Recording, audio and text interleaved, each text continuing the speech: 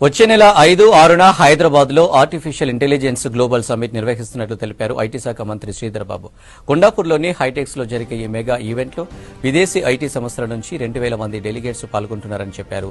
ICU ఆధ్వర్యంలో నిర్వహించిన curtain raiser press meet లో పాల్గొన్న మంత్రి ముచ్చెరలో 200 ఎకరాల్లో ఏఐ సిటీని నిర్మించనున్నట్లు తెలిపారు.